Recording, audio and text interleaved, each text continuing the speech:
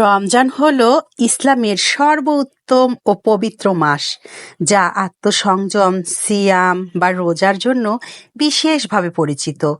রমজান শুধুমাত্র খাদ্য বা পানীয় থেকে বিরত থাকার সময় নয়, এটি আত্মসংযম, চিন্তা এবং কর্মের উপর নির্ভর রাখার মাস। আসসালামু আলাইকুম, আমি রুনা জামান। প্রতিদিনের মতো আজকেও একটি ব্লগ ভিডিও নিয়ে হাজির হলাম। আশা করি তোমরা সবাই অনেক ভালো আছো, আমিও ভালো আছি আলহামদুলিল্লাহ। আজকে আমাদের রংপুরের পুলিশ লাইন্স স্কুল অ্যান্ড কলেজের সব সেমিস্টারের শিক্ষার্থীদেরকে নিয়ে বিরাট একটা ইফতার মাহফিলের আয়োজন করা হয়েছে। এখানে আগে থেকেই রেজিস্ট্রেশন করা হয়েছে, যারা যারা এখানে রেজিস্ট্রেশন করেছে শুধু তারাই এখানে উপস্থিত ছিল। আমরা সবাই এখানে এসেছি, আমাদের ব্যাচের যে বন্ধু বান্ধবীরা সব সেমিস্টারেরই আছে, সবাই এসেছে, ছোট বড় সবাই। এইটা প্রতি বছরই হয় এই ইফতার মাহফিল। অনেক সুন্দর হয়। গত বছর যেটা হয়েছে সেটা আরো বেশি সুন্দর হয়েছিল। আমার মনে হয়েছে গত বছরের চেয়ে এবার একটু মানুষ কম হয়েছে।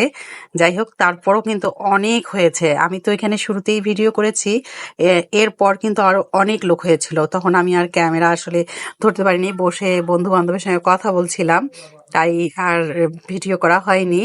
যাই হোক, আমরা সবাই একসঙ্গে হলে আসলে আমাদের অন্যরকম একটা ভালো লাগে। সব অনেক আগের যে বন্ধু বান্ধবগুলো দেখা নাই, সাক্ষাৎ নাই, তাদের সঙ্গে দেখা হয়, কথা হয়, খুব ভালো লাগে এই বিষয়টা। এখানে আমাদের ছোট ছোট যারা আছে তারাও ছিল, সবাই মিলে আর কি। ইফতার মাহফিলটা অনেক সুন্দর হয়েছে। এই যে কামাল, কামাল হচ্ছে আমার ভাই বলেন, বন্ধু বলেন, যাই বলেন, আমার অনেক মানে প্রিয় একজন মানুষ। তারপর এই যে আমাদের ইফতার দিয়ে গেল। ইফতার তো সুমি তো খুলতেই পারছে না গিটো, যাই হোক গিট্টো খোলা হয়ে গেল। এই যে এগুলো ছিল, জুস ছিল, ড্রিঙ্ক ছিল, তারপর চিকেন বিরিয়ানি ছিল, আরো যা যা আর কি ভাজা পোড়া একটু থাকে, ফলমূল, এগুলো ছিল। সব মিলে ভালো হয়েছে। আমরা অনেক মজা পেয়েছি। এক এক করে একটি মাস চলে গেল, এই রমজান মাস আমরা পার করলাম। অনেক ভালো লাগলো। রমজান মাস আসলে আমার কাছে অনেক ভালো লাগে, কেন জানি একটা অন্যরকম ভালো লাগা। রমজানের রোজাদারদের জন্য দুটি আনন্দ রয়েছে, একটি হচ্ছে ইফতারের সময় এবং আরেকটি হচ্ছে তার রবের সাথে সাক্ষাতের সময়। খুব ভালো লাগে এই রমজান মাসটা।